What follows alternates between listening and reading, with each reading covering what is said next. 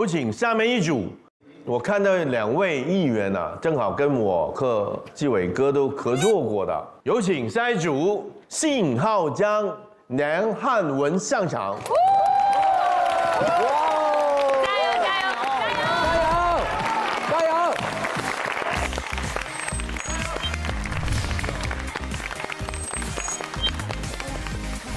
Hello， 各位监制老师好，我是演员辛浩江。我是来自中国香港的梁汉文。我看到梁汉文的名字的时候吓我一跳，没想到你也会来啊！他那个时候跟陈奕迅啊、杨千嬅啊那些，他那个时候比他们还红。对我小时候都听你的歌的。哎呦，真的。你先休息一下，好，让梁汉文来讲一下。好，我在1989年就参加新秀歌唱比赛，拿个男歌手奖。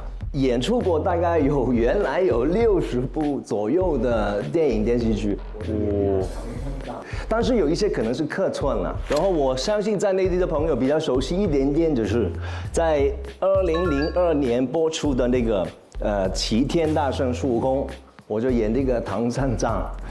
阿弥陀佛，弟子玄奘，今天不耻冒昧，诚心踏入宝寺。悟空勿能勿进啊！哦，对，我才想起来，他 TVB 版《西游记》那个年代，我还是那个小鲜肉的年代，把我的头剃光了。然后呢，有一些网友朋友就跟我开玩笑，因为我演个唐僧嘛，然后在我的人生当中，其实遇过不少的不顺利的事情。他们说我经过998难以后，我终于在那个披荆斩棘的哥哥，在前几年就跟大家重新见面。我现在55岁了，我希望自己可以继续把握再次给我的机会，谢谢。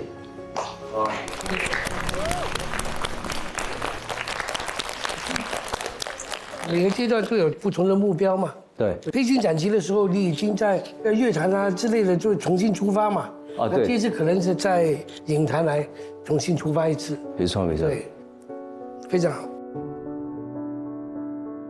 那休息一下。好嘞。信浩江，对你先介绍，然后再会要你们2位一起来演。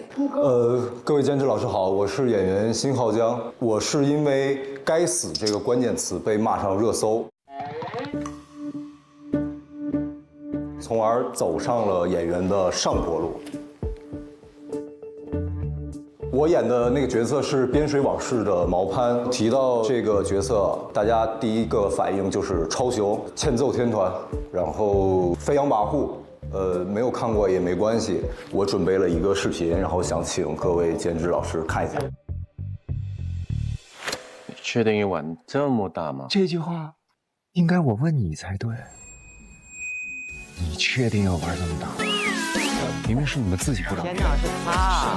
哦，是他哦。英雄可救不了美人。但是我是太好看了，我当然狠追。为啥是我干的？你以为你谁啊？在二位哪家？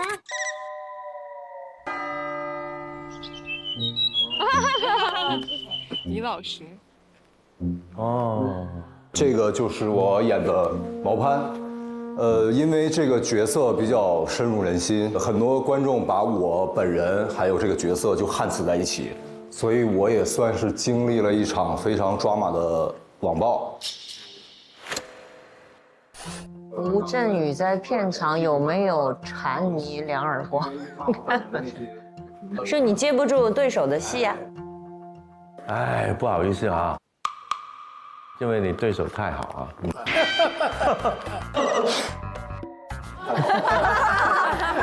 那是。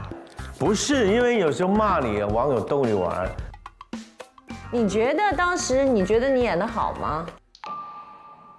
我其实网上骂我最多的一点是我瞪眼，但其实我自己演的时候我不知道，我根本我觉得是经验的问题。其实大部分演员都经过这样子的，刚刚出来演戏，以为自己不会演，就去抢戏，瞪眼啊，眉毛跳啊，对不对？然后就这里嘴巴抖一抖啊，就。你难道当时想抢他的戏吗？没有，所以你当时在想什么？是紧张还干嘛？因为这个戏也是4年前，我演这一段戏的时候，年龄跟毛潘在剧里的年龄是差不多的。我觉得他的这种使劲儿，他其实内心是没有东西，他是在。他因为心虚所以炸，对吗？他在强撑着这个东西，我要比你强或者怎么样的，而且身边的人是没有人跟他说真话呀什么的。那如果要你再演一遍那个，你会想出另外的办法去演吗？可以啊，那就好。你回想啊，我可以啊就好了，就有进步了，所以那个就翻篇啦，对吗？对，所以我来到这儿，我希望有机会能演到更多不一样的角色嘛，然后让大家看到我的这个多面性。好是。出题吧。好，既然2位都跟我们监制老师合作过，那我们，这位老师下场帮他们搭戏。好，搭戏啊！来，那个桌子过来吧，理解了。演一个，你们有看过《Deer Hunter》猎鹿者？要玩那个俄罗斯轮盘，每一枪都是要命的，6发子弹，不知道哪一个中枪。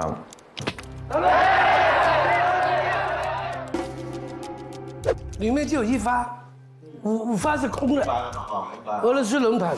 明白了吗 ？OK， 明白。好，马来，行了，马来，开了没？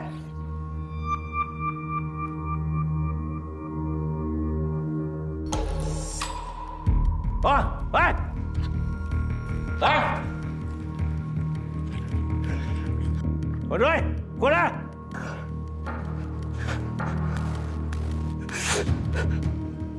过来，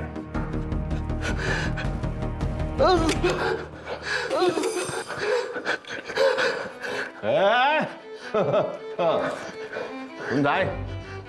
過來，過來，喂！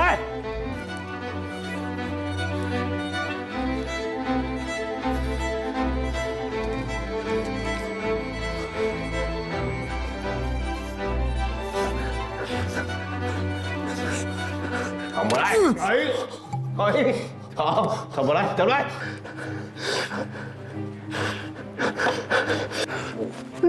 來，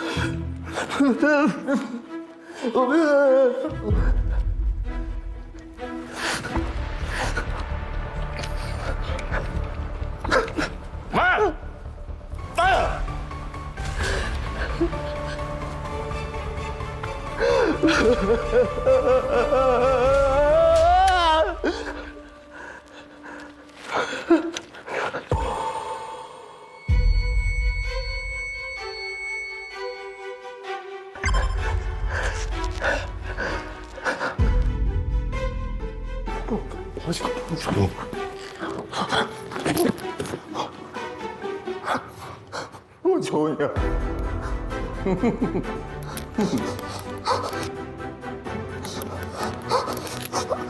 走，来。Go！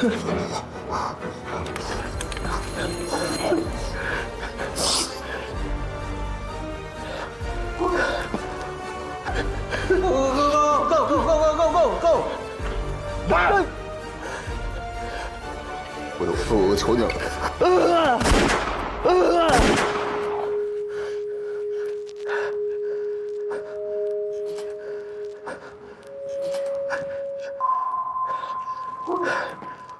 没人愿意演死是吧？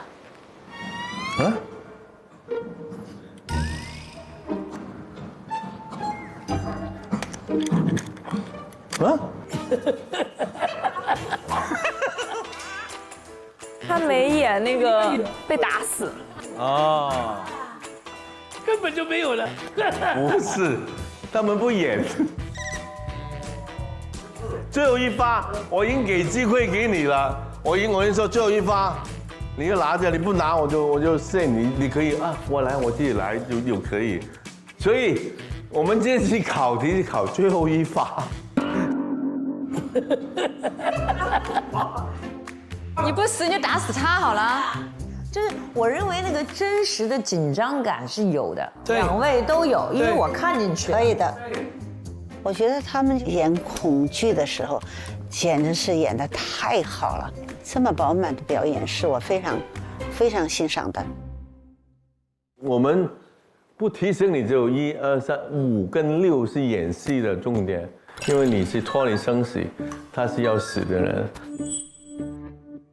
我都能看到你的第一发、第3发、第5发，你那越来越恐惧的变化，我看到。谢谢。就是我在想，演员在表演的现场啊，他有时候很多是需要急中生智的。他在表演的时候，我在抖的时候，我在那个时候判断我下面该怎么演，什么节奏把它变化一下，想招。我们现场经常会碰到这些问题，要想招让它变化。这种演员其实表演的时候瞬间要照顾很多的情况，灯光怎么了，是别人演员怎么了，要顾及很多个情况来判断我应该做出什么反应。他在演的时候，你有这么多的时间让你想接下去第2枪怎么演，就是各种可能性都要把它有一些展示。但是OK， 我觉得这个演的还可以，可以，很好状态是真实的，真实的啊。好，我评分吧。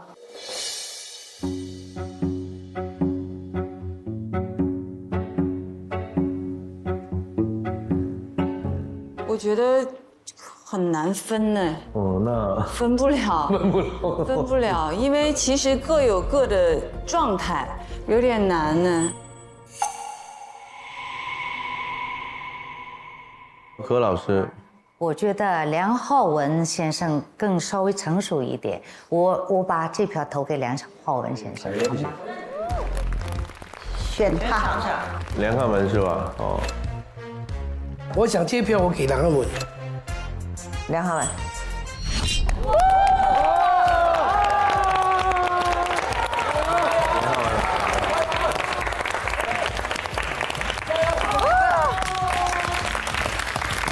OK， 好，这样呢，不好意思。谢谢。慢慢的在探索啊。好，谢谢老师，谢谢老师。就是你来接受这个。梁汉文来领这个入班卡。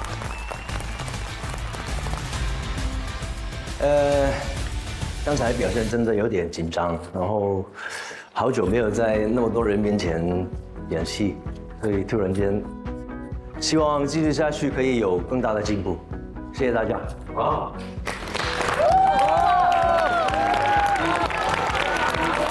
看完，其实我们也有一个朋友兄弟，有个 VCR， 要跟你讲几句话，看看了。Hello， 大家好，我是陈奕迅。Hello， 大家好，我是陈奕迅。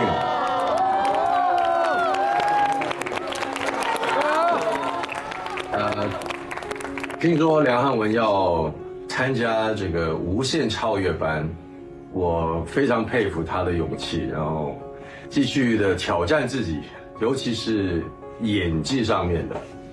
我听到他要参加这个节目，我就想到啊，我跟他合作过一部电影叫《烈火青春》的，他演的还蛮好，挺自然的。希望他在这个节目当中可以不断的在挑战自己，继续闯，然后可以锻炼一下，应该会是一个很美好的经历。我觉得也希望，他可以好好的加油，我支持你的，梁哥哥，加油哦！谢谢，谢谢。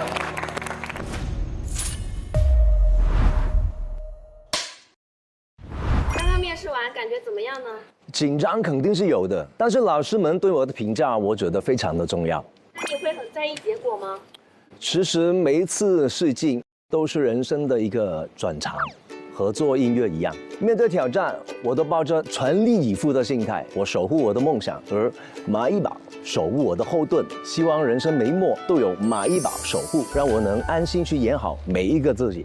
现在我们请下一组，这下一组呢是刘大越跟朱美琪，有请。哇！我那么喜欢的人居然是他俩！加油！加油！加油！加油！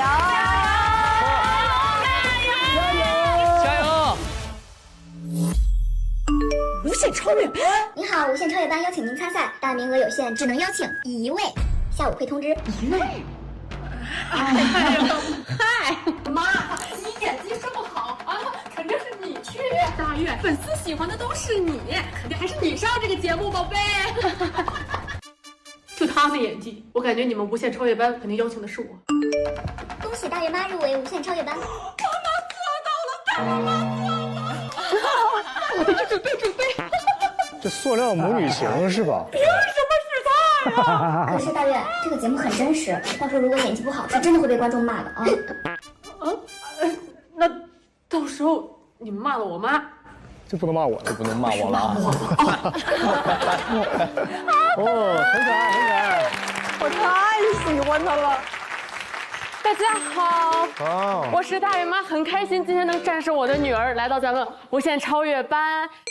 其实呢，这是我创作的一个短视频，然后里面的大越和大越妈都是我一个人扮演的。我叫刘越，是一名长期活跃在短视频领域的剧情创作演员。从2019年呢，我就开始接触短视频，从一个个没有名字的配角，到慢慢打磨出了被大家认识的大越和大越妈。很感恩这些角色，让大家慢慢认识了我。看到这儿，大家可能会有一个疑问，就是你作为一名短视频创作者，为什么会来到无限超越班这个舞台上？首先，我很感谢互联网把我带到这儿。我来到这个地方非常非常的紧张，因为确实没有经历过，也并非科班出身，所以懂得也不多，就是喜欢爱好，就是喜欢捕捉生活上的小细节，然后把它加到创作里。没有人找我演，我就自己拍出来自己演。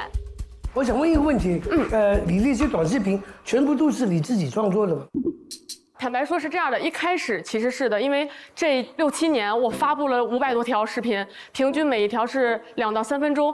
因为确实创作会有一些压力，到后面逐渐的去招了一些自己的人，然后去打磨磨合。然后来到这儿也是因为短视频的创作节奏非常的快，它的情绪和角色是属于爆发式的、碎片化的。来到这儿也是希望能够学习到沉淀呀这种层次感的一些演绎。谢谢大家。确实，当今的这样的一些平台，给有这个表演梦想的人提供了很多这样的机会啊，确实是挺好的。在短视频里面，不乏有这种善于表演、有创作各方面综合能力的人。我们有时候也刷，刷到好的，刷到有意思的内容、有质量的，真的也是给我们的业余生活带来很多乐趣的，非常好的。辛苦的。谢谢老师。不简单的，每一条都演2次，又演女儿又演妈妈，不容易的。偶尔可以，我每一次都这样子都很累的。创作确实是人才啊。好，那我们请出下一位的学员，有请朱美琪。美琪。火辣辣的心呐，火辣辣的情，火辣辣的小辣椒，它透着心里红。参见夜莺啊！哎呀，太带劲了！请你多批评。下一个组合有火辣辣的我，是配合了范老师，我得去当评了。哎呦，可以。既然这么好，我是造型完毕的朱美琪。朱美琪是谁？其实大众对我的初印象就是喜人朱美琪，因为过去2年我一直在做喜剧，然后也是因为这个机会，我才来到了这个舞台。我准备了一段视频。我叫朱美琪，他们都叫我美吉，我与他人有何不同啊？梁山伯，你好好看看我。飞机上哪有邂逅啊？最近有那个你们优化了。参见夜莺。夜莺今天这么干吗？知道我是干嘛的吗？你是劫匪，这象征权力的龙头杖就是我的啦。这不是儿戏，这是权力的游戏。一想到这些，我的心呢，它就舒服喽。对。我参加了《喜人奇妙夜》的第1季和第2季，在这个舞台上，我和我的搭档刘思维，我们组成了一个组合，叫思念成疾。我们这2年一直在自己编、自己演喜剧，我们在这个舞台上留下了8个作品，然后我们也收获了我们自己的大团，然后在第1季的时候，我们获得了冠军喜团。这一次其实是我，脱离我最熟悉的环境。第1次一个人来参加比赛，那就主要讲讲我的来时路。其实我是09年考入北京舞蹈学院附中就读中国舞专业，15年我考到了舞蹈学院，但是换了一个专业，是音乐剧，读了本科，并且19年读了音乐剧系的研究生。从大3开始，我开始演话剧，直到现在还是在舞台上泡着，会有一些安全感给到我。然后剩下的10年其实是跟郝蕾老师有一起。你演谁呀？就非常小。这个你有跟我同场戏吗？没有啊，对，所以就是在办公室里的一个小员工。对，然后这是一些古装戏，都是客串的一些角色。为什么来到这个舞台？就是因为我发现我团队的小伙伴想给我剪一个那个影视片段，结果没有办法完整的找出来。就剪完了，有点像那种变装视频，就是因为角色有的时候太碎片了。我来的目标就是诠释一个能从头活到尾的角色。我希望有一个人物弧光，如果不行，我就多活几集也行，一点一点来也行。对，就这样。谢谢老师们，谢谢大家。我觉得你们2位都有一个同一个点是，你可以尽快出来啊。我觉得很难得是。女演员选一个喜剧路线，女演员当喜剧演员是不容易的。你们一开始去演喜剧的时候，你们感觉对自己内心有什么困难之类的吗？一开始就是觉得创作很开心，就很搞笑，因为我从小就很搞笑，可能也受我爸影响吧，他也就是很逗的人，然后我就天天，我从6年级的时候就看那个笑话大全，就天天就咯嘎咯嘎在那乐。他就天生就对，朱美杰就是还是想演正剧的内容比较丰富的大女主的那个人物是吧？我一定期待，但是我仍然不想放弃做喜剧。就是因为现在市面上我们接触到的剧本都不是特别的好或者完善，所以喜人就一直重返喜人舞台。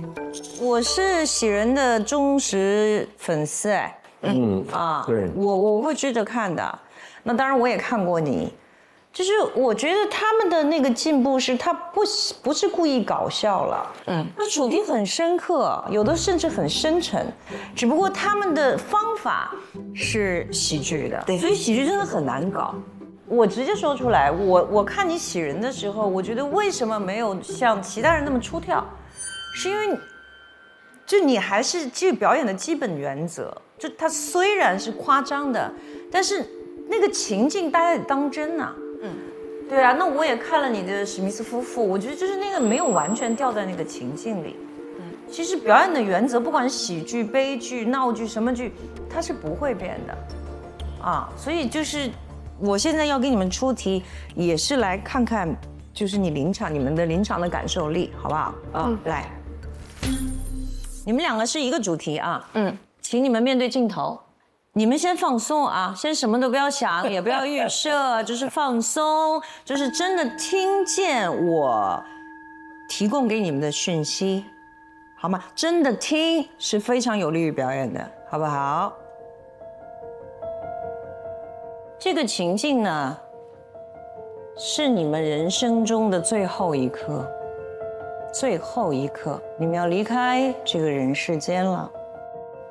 你们的脑子里出现了很多的画面，像过幻灯片一样，那出现的就是你们经过这一生当中曾经出现过的场景。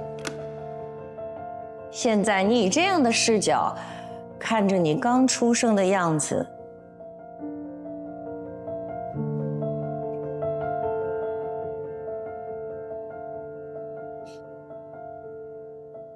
一个小婴儿的你哦。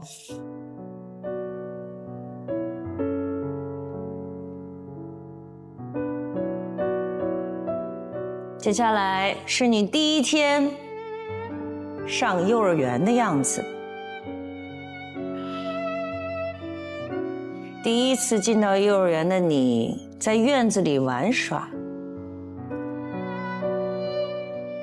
这个时候，你突然看到了，其实你的父母并没有走，他们一直在门口等你放学。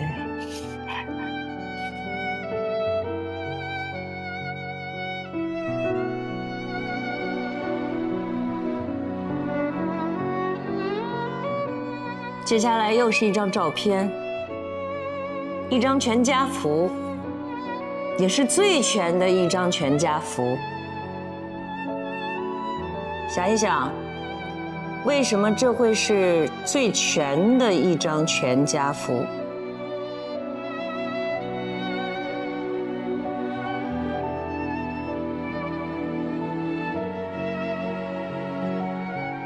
接下来是你生命中第一个喜欢的人，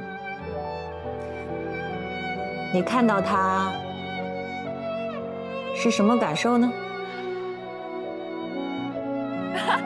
白了个眼。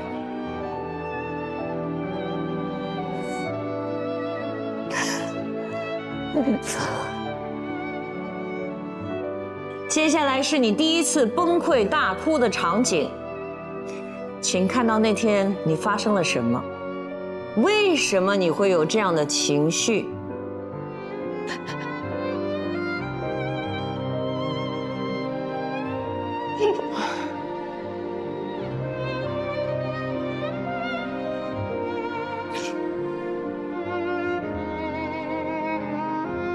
接下来，你看到了一张你去世很久的亲人的照片，想跟他说点什么吗？请用你的眼神把情绪传递给他。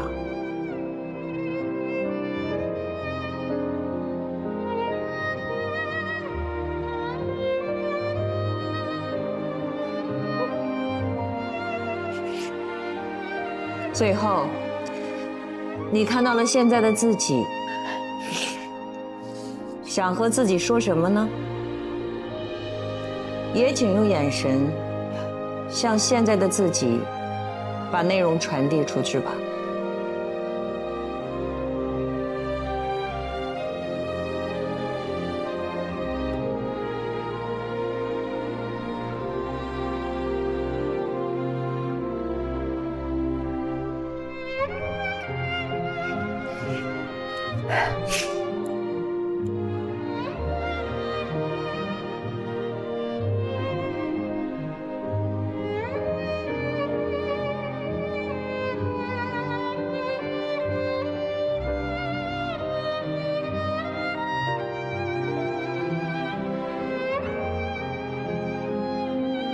好，结束。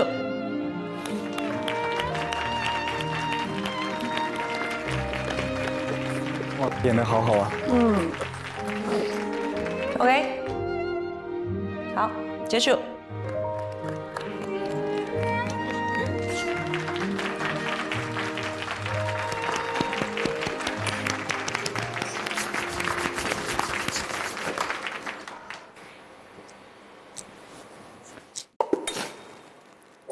来，你们俩，对，我们也看了投入。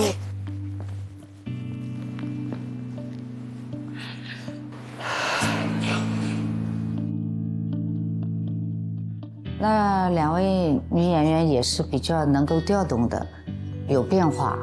然后感谢郝蕾老师平静的阅读，提供给你这样一个条件。我觉得你是体放的比他要松一点，你还在呼吸，你还在呼吸，对后面的发展很不利。你越放的空，越符合这个规定情景，但是后面还是各有千秋啊。对，我觉得可能在大月身上呢，他放空的刹那间就是来到了，而且我觉得大月你的表现会让我觉得你这一生的每一帧都过得很美好，都是幸福的你。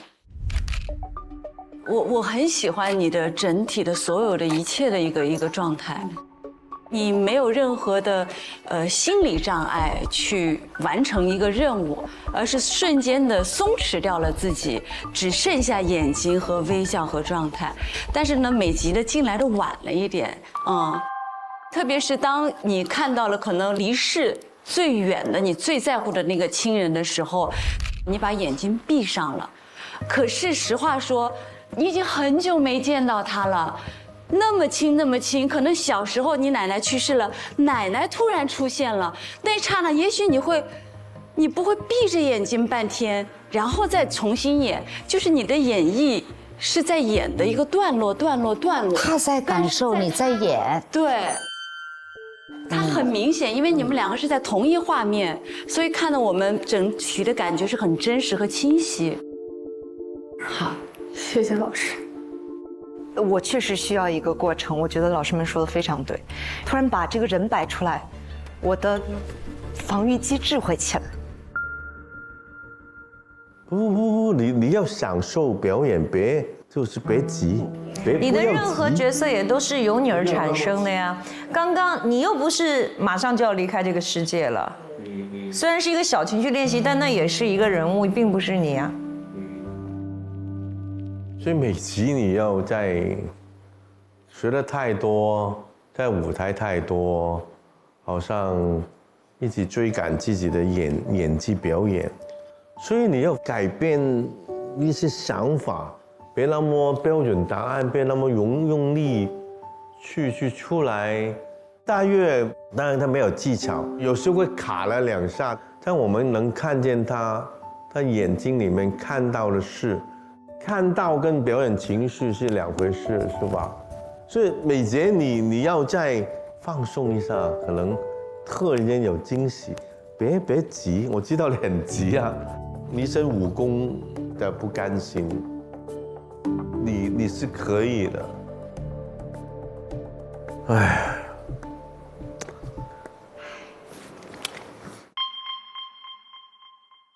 我想救美吉，让他知道。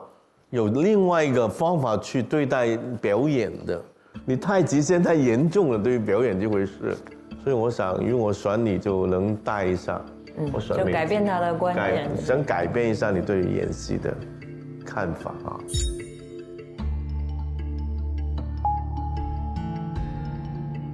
郝蕾，我不投，你不投，我不是特别满意，投票，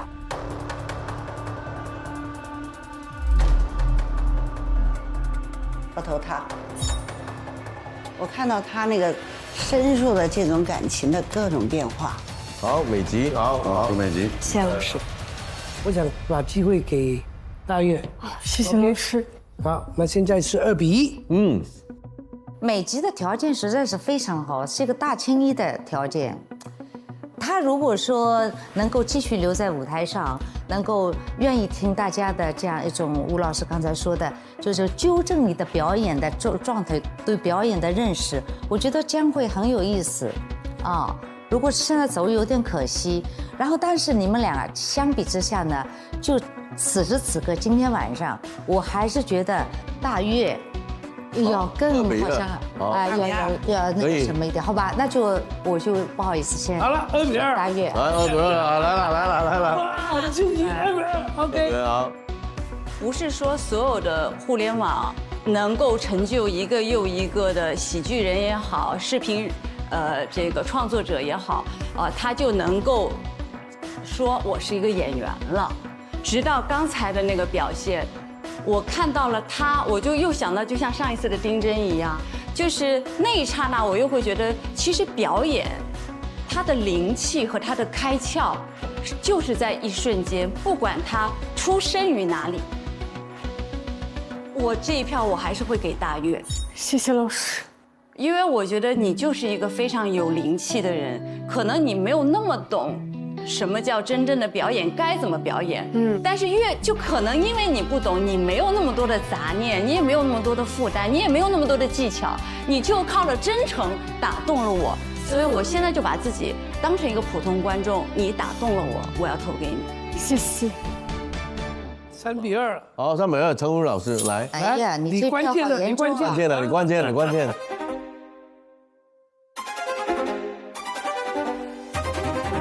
我觉得从各方面条件来看，朱美吉还是好一些。好，3-3，好，3-3。那怎么办呢？那怎么办呢？现在我们7个人有1个是弃权的。好，雷姐就决定了，那咋办呢？让我想一下，谁都说了什么啊？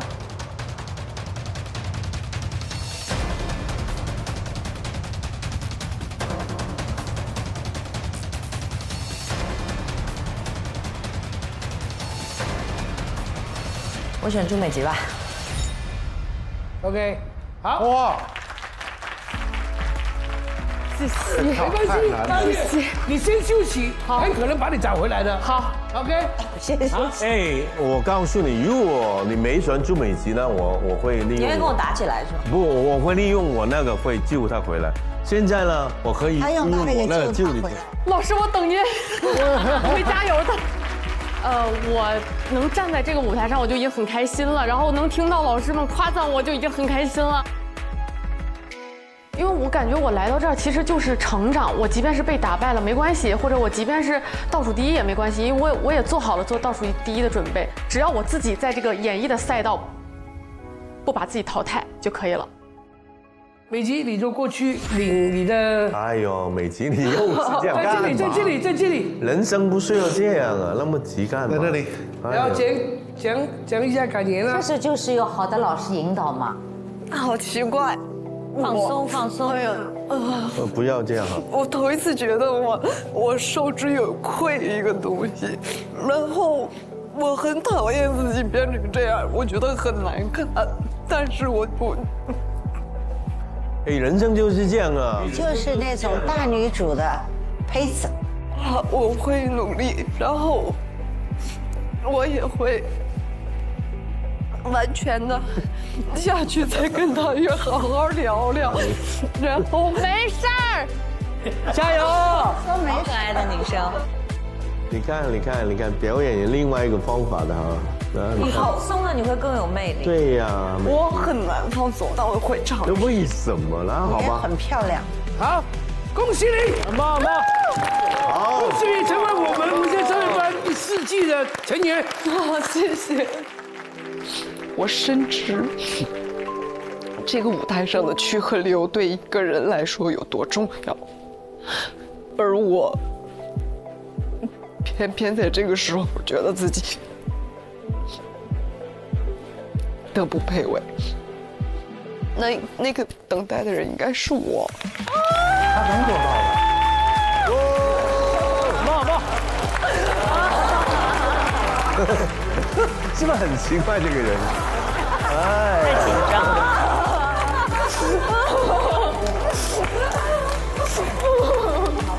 哎呀妈，看着我都要哭了。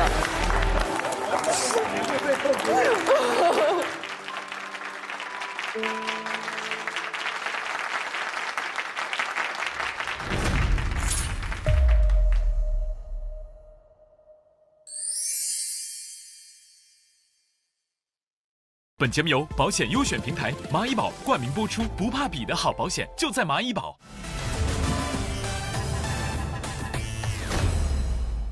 本节目由你的保险优选平台蚂蚁保独家冠名播出，人生每一幕都有蚂蚁保守护。我们大家都知道，演员这个身份不光是涵盖了影视剧啊、话剧啊，我看咱们这些艺员当中，其实也有不少是接触过音乐剧的，有的甚至是音乐剧专业出身的，像张可盈，哎呀，和开思源，哎呀，加油，小老弟加油！哎，音乐剧加油！老师们好。老师们好，老师们好。啊，是啊，你们2个都是中戏的师姐师弟啊。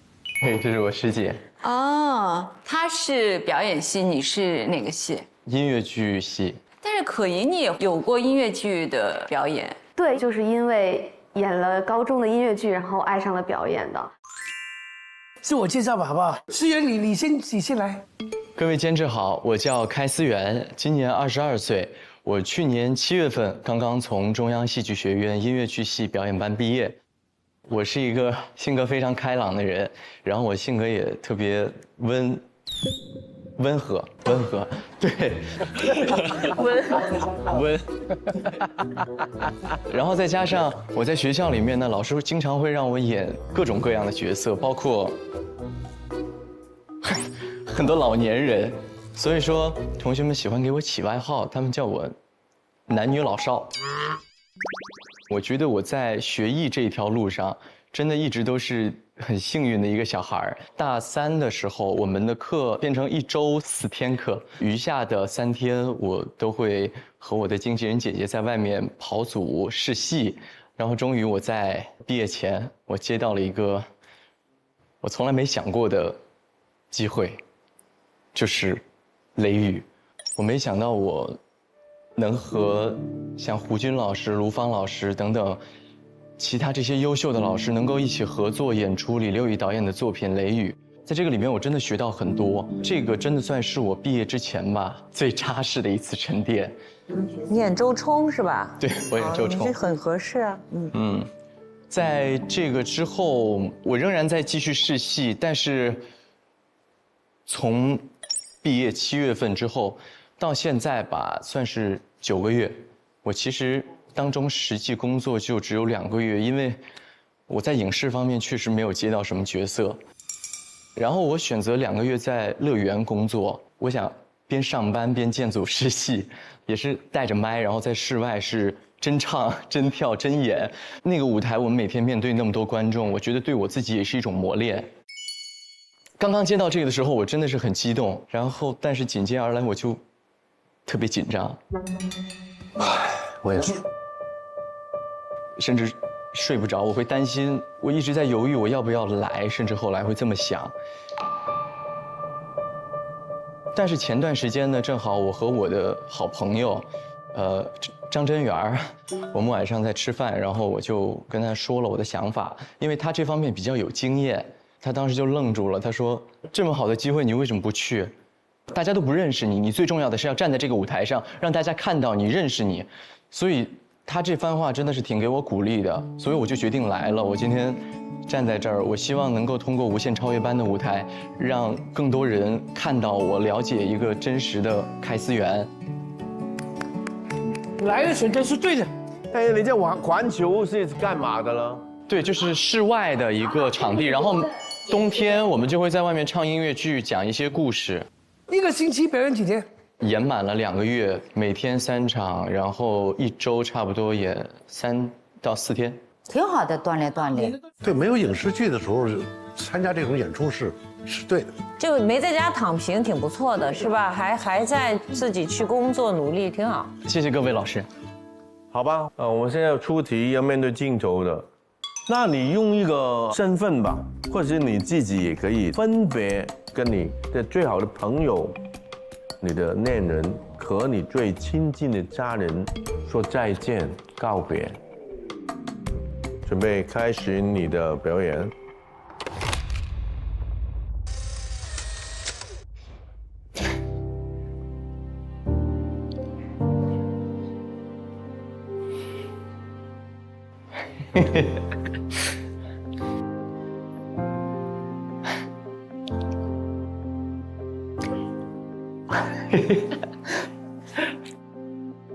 好，跟着接着就是你最爱的你的恋人，相爱的一个恋人，告别了。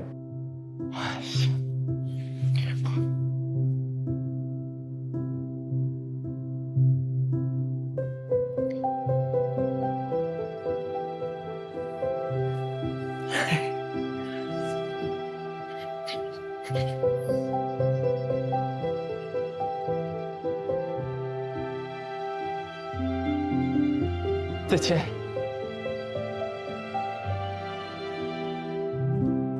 好，最后就是你最亲近的家人。老师，等一下，我调节一下。当然。哎，我有纸，我有纸。谢谢老师，谢谢。跟家人。哎呀。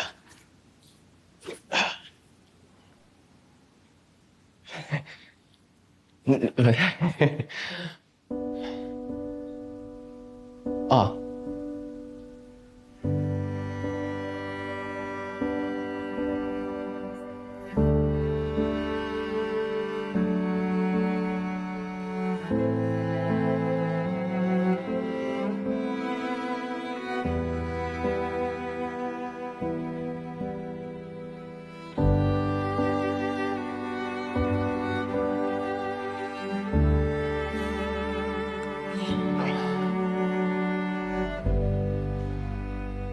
很好啊，很好，很好。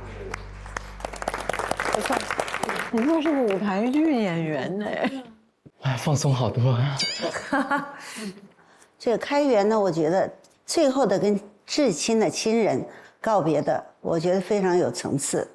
先给他们告别，又让他们要放心吧，然后又摸一下自己的口袋，说没关系。然后到了拐角的地方，再看一眼。因为我经常就是这么告别的，我觉得非常好。以你现在这人生的经验，能够马上能够做到3个，我觉得已经非常难得。谢谢老师。好了，那我们就完成这个表演，大家来，可盈，可盈。哦，好。张可盈我知道是凯丽姐姐的女儿嘛，对吧？各位老师好，我是演员张可盈。我是在高中的时候参加学校校庆的音乐剧，然后由此就爱上了表演，出演过7部话剧、7部音乐剧，舞台场次超过100场。然后，特别有幸的是，我有演过小庆老师在电影版《原野》当中饰演过的花金子。今天特别想表达敬意，因为当时在创作的过程当中，我不止1次的看过那部电影，您在当中的表演给了我非常非常多的就是启发，我学习了很多。谢谢，加油！一共是拍过27部影视剧，相对而言，大家可能看过多一点的是《幸福到万家》当中的何幸运。就像何赛飞老师也有说到，我明白，因为妈妈可能我收获了更多一点点的关注，所以说我也非常能够理解，在网上会有一些负面的声音，或者是大家对我的要求会更高，这些都是应该的。所以对于我而言，我只会用更高的要求来要求自己，也更加的努力。我希望我能够脚踏实地的一步一步向前走，哪怕慢一点也没关系，只要是脚踏实地的就好。很棒。你觉得你因为你的背景，你觉得这个是帮助还是压力呢？就是怎么讲呢？我觉得不管是可能从小的耳濡目染也好，还是说看到的东西可能更多一点，就像我刚才听到薛炳侯，他还比我小，我听到他的那些经历，我特别的感触。我明白这些是我多得的那一部分，那所以说这个是我更要给自己的这种压力和动力，这也是应得的。出题吧。出题吧。有个题目，那毕竟你是在艺术的这样一个环境里长大的，那妈妈那个时候的渴望是万人空巷，那我倒是很想看看你这一代的年轻人对渴望里边的这个情节会是怎样的一种感悟。你渴望上学，为这个你痛苦过，你盼了多少年，上学是你的梦想，这我都清楚。我是想，咱们都还年轻，可以拼一下。他是这样的哈，妻子想考研提升自己，丈夫认为呢就安于现状吧，别去考了。可是妻子不甘心，坚持要追求自己的选择。好，找一个丈夫呗。来找一个同学，我找一个年上一点的。慢一点，当心当心。打开。两边。来，门要拆了。跑，在哪儿？往哪边？老公，师哥，你演我老公吗？师哥，我来。有什么衣服能给我一件吗？我给你这个。能我这用吗？算了，不，西装不太行，没事。需要外套吗？没事，算了，没事，哥，谢谢。算了，西装算了，走。好，谢谢，拉链就行。看一下。我演个什么样的男的？你就是 PUA， 然后你特别的普信。哦，我是大男子主义那种 PUA 你，掌控的那种。张可盈，我在。你来了，哇哦！哎，好，这个老公躺平了。真好哎，来，预备，开始 ，Action！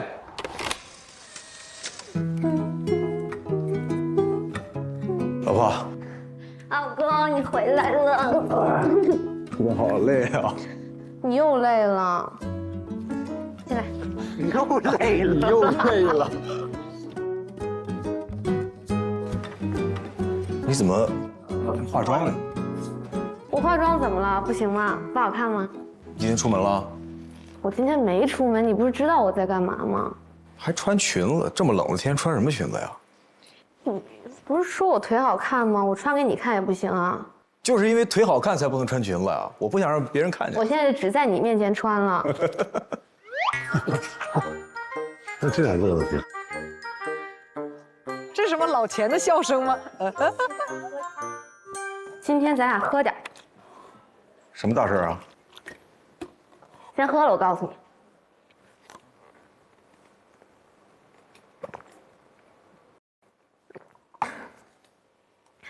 等一下啊。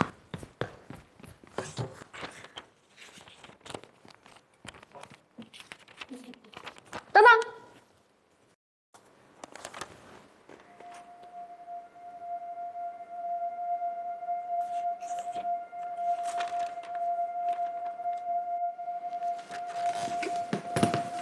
烤这东西干什么？你媳妇儿考上研究生了。不是我问你，你烤这个东西目的是什么呢？我想去工作。宝贝，我给你捋一捋啊。你考研是为了有个好的工作，你找个好的工作是为了赚钱。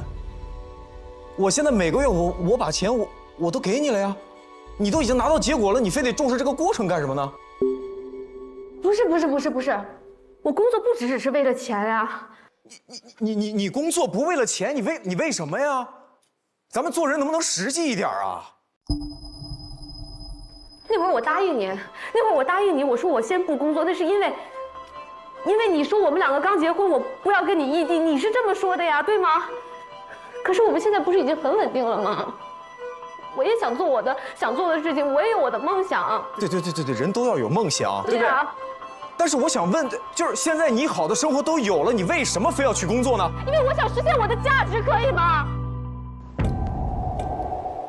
你上班了，你上班了之后，这个家里面只有我一个人，我就对着这个桌子、这个椅子、这个床，这一切这一亩三分地只有我一个人。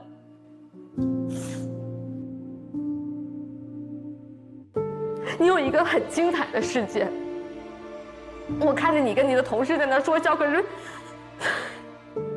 是我只有你，我只能在家里面等着你回来，然后你摸摸我，然后你摸摸我，跟我说宝宝，我今天在外面工作了什么？可是你甚至都不愿意跟我说你工作发生了什么，因为你觉得我不懂。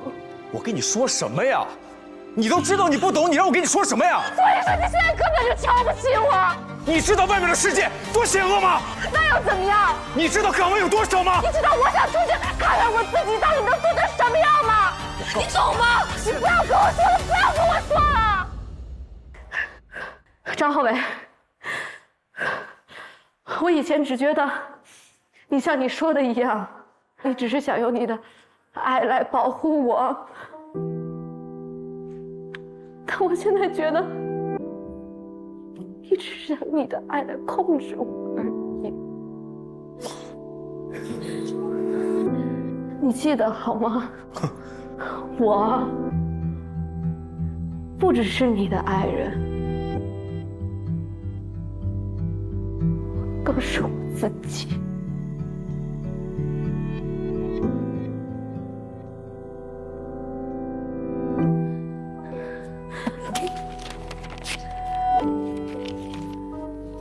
不管怎么样，我都会去。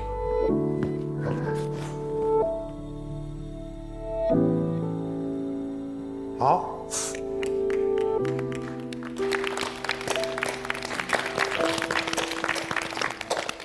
张海比昨天演的好啊。对啊。郑浩演的很好啊。谢谢师哥。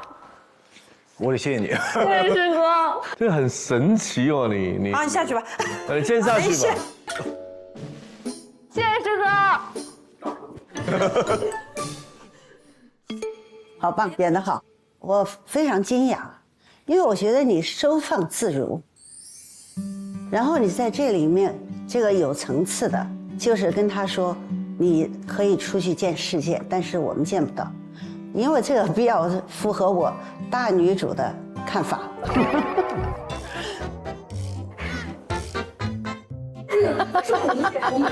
我觉得你在爆发的当中是有层次的，而且是有缘由的。我觉得在表演上面，我觉得爆发点是非常好，而且收起来也是很好的。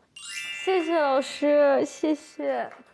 因为对比邓志伟跟熊黛林，对，熊黛林她有曲线，你知道那个线条，棒收回来，收回来，收回来，收回来回去。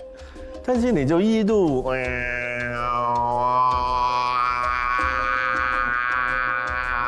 就呼麦嘛，这但人的情绪是很难像飞机一样的往上。但是你如果这个即兴表演的爆发力、所有度、台词啊、密度都有，还是不错的。你不要认为那是一种压力啊。有个老演员很有名，叫葛存壮啊，戏演得好，人家都说，这是他儿子葛优。可是后来呢，人家见着葛存壮，就说这是葛优他爸爸。所以我希望你以后少听到张凯丽的女儿说这是张可盈的母亲。哎，要不要一起上来吧？咱们好，评选吧，评。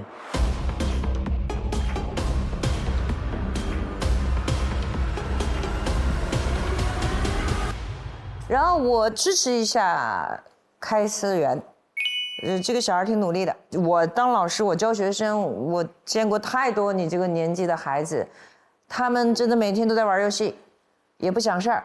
但是你看，你又演过李六仪老师的戏了。又是专业院校毕业的，但是你还是在没工作的时候愿意去到游乐园，就跟薛炳侯一样的，能吃苦，我觉得挺棒的。你们这么大的孩子，愿意吃苦的太少了。但是这个行业就是不吃苦做不了的。非常好。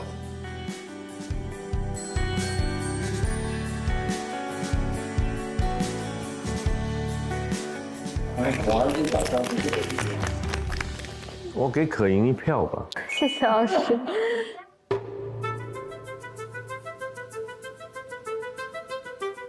其实这真的是有点难给，因为我觉得你们两个都很好，我觉得里面很能够让观众去带入，而且我觉得我们无限教育班就是需要你们这样子的年轻人，让我们去培养，希望你们能够更了解自己，就能走得更远。所以我觉得你们两个都应该加入我们才对的。他们两个呢，在当下都不能说有多完美，但是他们让我感觉就是好像看到了优秀的好苗子，不想让任何一个失去这个机会，因为他们都很优秀。那两个我们都选中，可以吗？我会跟小庆姐一样，我两个人我都想留下。行啊，我也选两个。我是两个呀，那就两个都进了。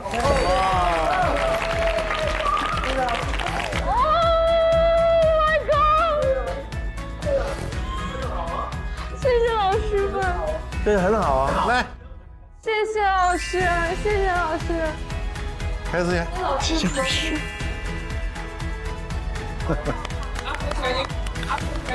恭喜2位！谢谢老师，谢谢老师，谢谢老师们。绝对是意外之喜。我也感觉好像我曾经为学表演啊，包括练习声乐舞蹈那些熬的夜花的时间，好像都被看到了。我想要一步一步的往前走，努力提升。如果大家看到了在努力的小张就可以了。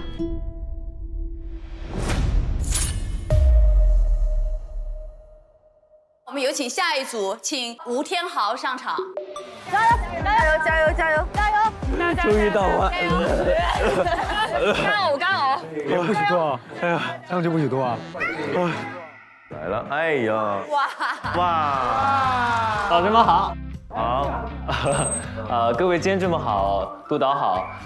我是曾经呢默默无闻在长剧当中一直当小透明4年，没有一个很好的机会，却在短剧当中1年呢成为了短剧姐弟恋天花板的演员吴天豪。嘿，哇啊！你有没有跟小青姐演过？演过没有演过？没有演过怎么说天花板？对呀，姐弟恋的天花板在这里。对呀。啊，对不起。没关系，我们展望未来。对。对 ，OK。我今天就是等了很久，然后在后台一直干呕，然后让大家笑话我。就是我是一个看上去特别开朗的人，然后我的 MBTI 是 EFP， 就是快乐小狗嘛。我是一个气血特别旺盛的人，大家可以看我没有涂口红，然后就天生嘴巴这么红。你确定你不是上火吗？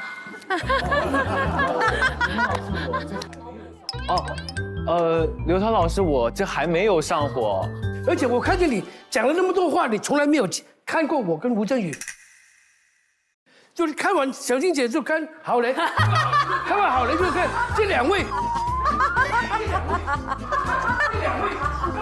不敢看是不是？不敢看你们。不是，因为我姐弟恋演多了。没有，老师，其实我只演过2部姐弟恋，就演成了天花板。那我接下来给大家介绍一下啊。我毕业于电影学院嘛。之前我一直都是在假期时间，我去试戏建组，在长剧当中饰演一些小配角的角色，然后我就会觉得一直没有很好的机会，可能我是不是可以尝试一些其他的路？直到我接到了一个剧本，那这个剧本第一次让我看到，原来短剧也是有这样可以干干净净去讲述2个人感情之间的一个故事，而这个故事刚好就是姐弟恋，也就是我的第1部作品。江南十杰，这部作品呢，我在其中饰演的是一个黑芝麻汤圆儿，也就是外表白白的，然后内心是黑心儿的。通过这部作品呢，让大家认识到了我，奠定了我先在短国当中是一个弟弟的一个形象。随后我在25年底呢，拥有了过了30亿播放量的剧，它叫做《金屋藏娇》。随后呢，我就进入到的一部剧叫做《18岁太奶奶重整家族荣耀》。这部剧是一个系列剧，它确实是一个爽剧，但是它讲述了很多人文关怀呀、家国情怀呀，还有一些航天啊，还有一些就是一整个家庭当中的很多的温情的一些小故事，是一个群像戏。这部剧呢，确实让我打开了自己非常多的在短剧当中的一个知名度，让我有了很多的流量。那不如来个考题了吧？好呀。好，题目就是年下弟弟向暗恋多年的姐姐告白了，那姐姐再一次拒绝，弟弟的坚持与姐姐的挣扎，就在这次碰撞中达到顶点。那要不要邀请哪位姐姐？刘涛老师，可以吗？好，可以。刘涛老师就是什么恋都能，黄昏恋好不好？黄昏恋啊不，没有。好，来，预备，开始。怎么了你？姐姐，你看上哪件？哦，这件怎么样？你觉得呢？我觉得我能看得上。哦，对不起。我都搞不懂，为什么天天安排一个这样的人在我身边？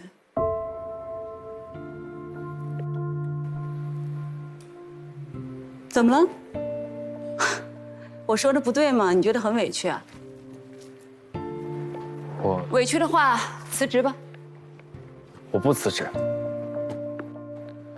从你第一次拒绝我的时候，我就告诉过你，我要用自己的努力去做好一个项目，而不简简单单是做你身边的一个助理。我觉得你可能也是喜欢我的。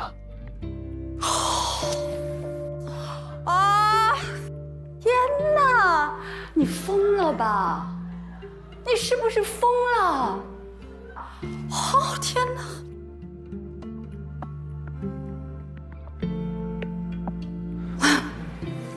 我们很多地方都不合适。是我没有谈过恋爱，可能你的人生比较经历比较丰富，但是弟弟，你是想让我教你怎么谈恋爱吗？我没有这个意思，我知道年龄对你来说，喂，快一点啊！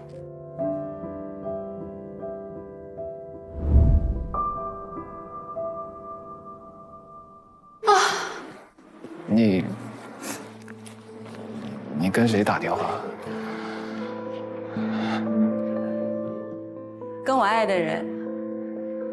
他打给男朋友了，就过去。过去，不能再去。不可能！我每天跟在你身边，你爱的人在哪？怎么了？天哪，要命！快一点！你好，怎么了？你好，你好，你好，你好。他常跟我提起你，他说你这个人工作很尽责任。没事的，我知道我女朋友优秀，但是你还年轻啊。但是这些时间到了，我该走了。8点的电影，现在都7点半了，走了。好。这就是我爱的人，弟弟。走了。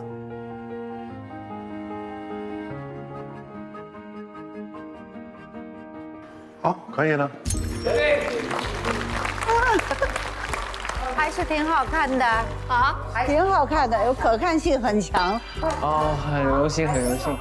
其实里面有一个转职位置啊，刘涛老师是给你的啊，你想学什么？那个时候是应该有一个转变的，但是你不推进的话，他只能打电话。真的。其实啊，可以有另外一些方法，maybe是要一直有蜜蜂就围着它。这样，方法太单一啊。那先休息一下。好，谢谢。OK。老师好，我想借个机会，老师给我出一个考题，正好我想在表演上再找找感觉。可以啊，那来一个即兴表演好不好？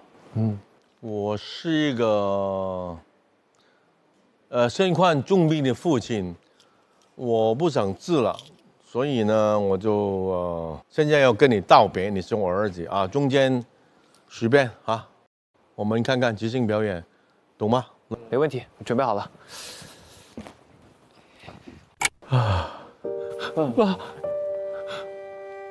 别哭啊，我走了以后最放心不下就是你。爸，你别瞎说。这病太费钱，爸不能连累你啊。爸，我去年在蚂蚁宝上给咱们买了好医保的医疗险，有了这个，大部分住院的医药费都能够报销，不会拖累我们的。哦，我接个电话啊。喂。怎么了，爸？误诊了，啊，这保险用不上。哦，不白买。好医保呢，大病小病都能保，还覆盖了很多先进的医药，有了它，治病才有底气。好，我听你的，给自己多一份保障。看，结束了。你这段确实演得不错，还能让大家记住好医保，买了是安心，用不上是幸运。谢谢老师。OK， 下一个。下一个。